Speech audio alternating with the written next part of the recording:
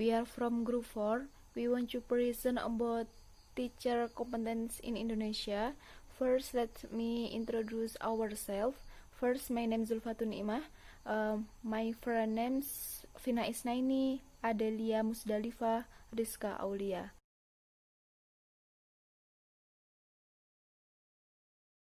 Teacher competence is the result of the combination of many types of ability, which can be in the form of a set of knowledge, skill, and behaviors that teacher must process, live, and master in carrying on their professional duties. For professional teacher competence, namely pedagogical competence, social competence, intellectual competence, and professional competence.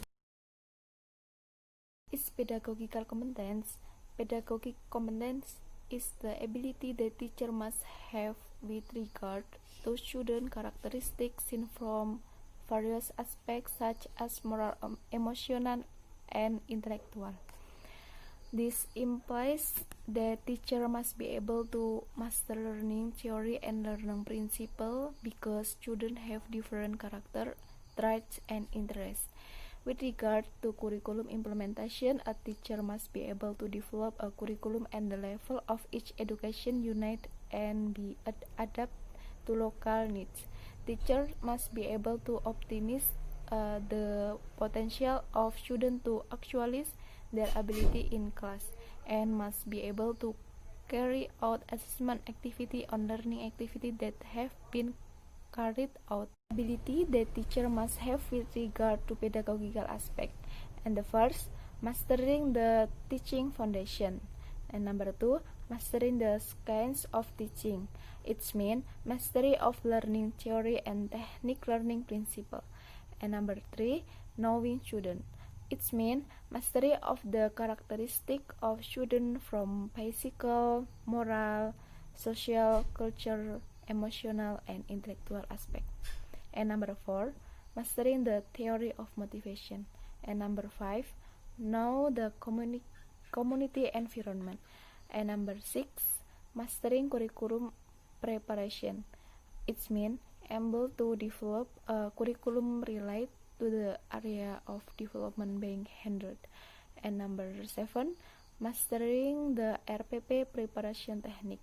And the last, mastering learning evaluation knowledge. It means conducting assessment and evaluation of learning process and outcome, utilizing the result of assessment and evaluation for the benefit of learning.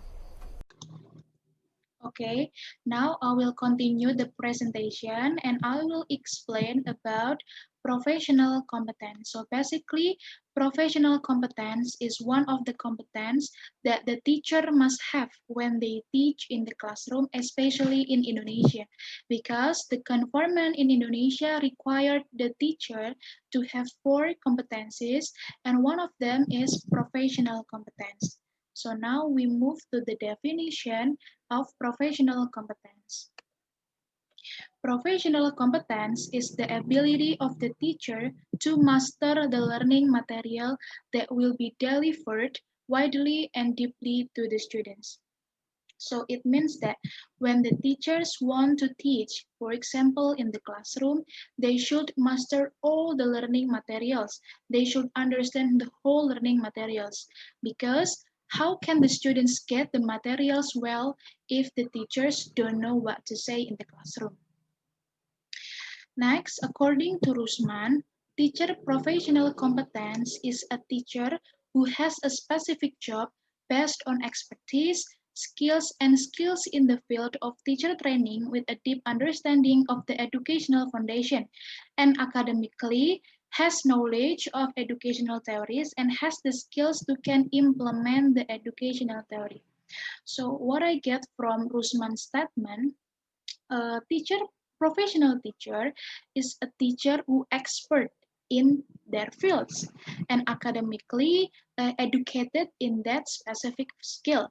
For example, if you graduated from English educational department, so in the end you will become an English teacher. So there is a correlation between your educational background and the subject that you teach. On the other hand, For example, you graduated from English education department, but in the end you become a mathematics teacher. So that's wrong because there is no correlation between your educational background and the subject that you teach. And next, according to the government regulation, professional competence is the ability to master learning material broadly and deeply, which enables it to guide students to meet the competency standard set out in the national education standards. So once again, professional competence is the ability of the teacher to master the learning materials broadly and deeply.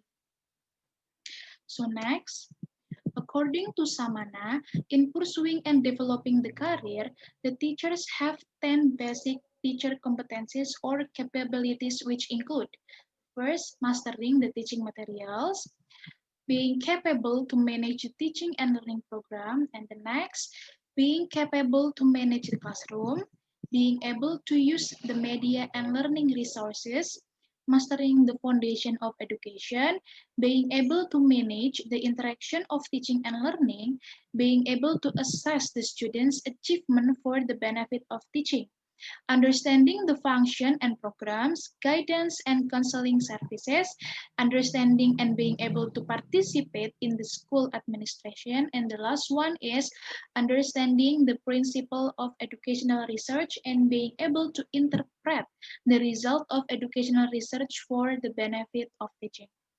So it can be concluded that if the teachers have professional competence, it means that the teachers have competence or ability in his knowledge, master the subject of the skills, and ability to interact socially with fellow students and with fellow teachers and principals, even with the wider community. So, if the question is professional competence important? The answer is yes. Professional competence is the important thing when you become a teacher. So I think that's all my explanation about professional competence. And the next presentation will be delivered by my friend. So that's all. Thank you. Okay, my name is Adela Musdalifah. I want to continue this presentation. The next one is personal competence. Personal competence is one of the teacher's competence that should be possessed by the teachers as a professional teachers. The effective use of a teacher's personality is essential in conducting most classroom activities. The ability of the teachers in attitude, behavior, understanding about the students, and doing evaluation in teaching learning process. Effective teaching personality includes competencies like having good insight, being complacent, having resilience, creativity, compassion, and humor. According to Badan Standar Nasional Pendidikan, kompetensi kepribadian guru adalah kompetensi kepribadian yang berakhlak mulia, mantap, stabil, dan dewasa, arif dan bijaksana, menjadi teladan, mengevaluasi kinerja sendiri, mengembangkan diri, dan religius.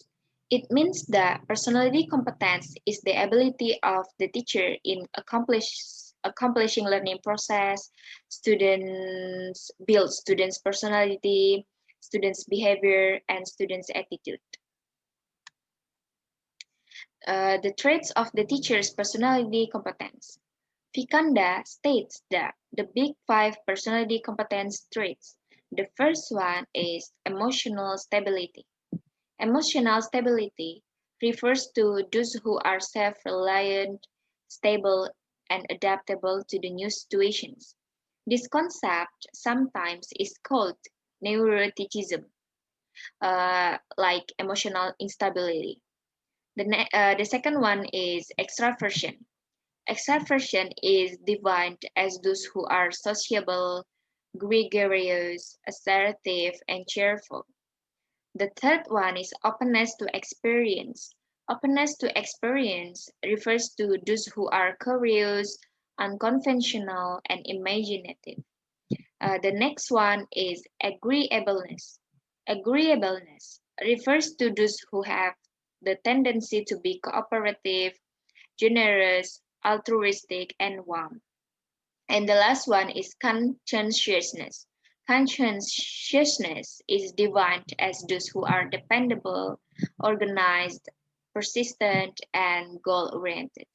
The teachers should be should be possess the big five personality competence traits as a professional teachers. Thank you.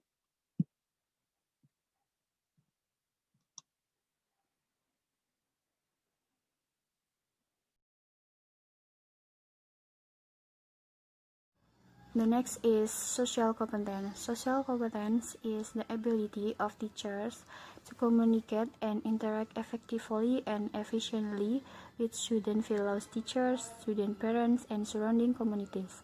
Performance is closely related to the work done by an educator. According to Hasibuan explained that performance or work performance is a work result that must be achieved by someone in carrying out the tasks assigned to him based on skill, experience, and sincerity as well as time.